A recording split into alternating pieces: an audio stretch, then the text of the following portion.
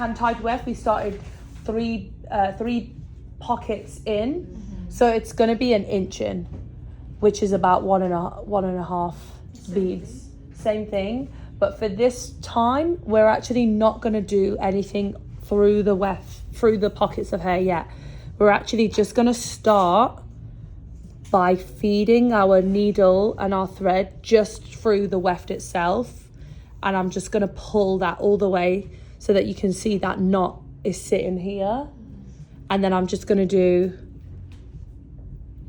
one. I think you're going to get a view. Two. Just through the weft. We're not going through any pockets of hair yet. We're only going through the weft. 3. And I want my last stitch to bring my needle just all the way to the end of that weft. So these are going to be our whip stitches.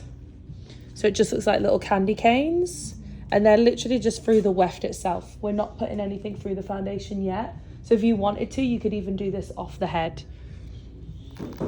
And then now, that's when I can start securing my weft onto the beaded foundation. So the way that I'm going to do this is, I'm going to drop my needle down through that first pocket, and I'm just going to bring the needle through, piercing the back of the weft.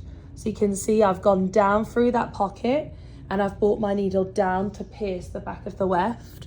Because it's a volume weft, we can pierce it. Same with our flex weft. Because that's a machine weft, we do have the ability to pierce through it.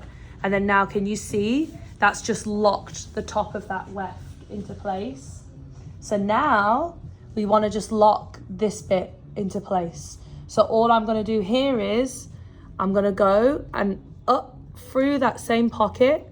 I'm going to go up that pocket, and I'm just going to pull my needle through, and then I just want to pierce through the back of the weft here.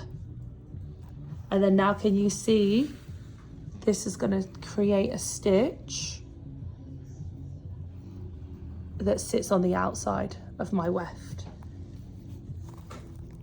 So now we have a stitch that sits on top, and then we have a stitch that sits to the side like a little L. So that's going to lock that corner into place. Cool. Should I do it again?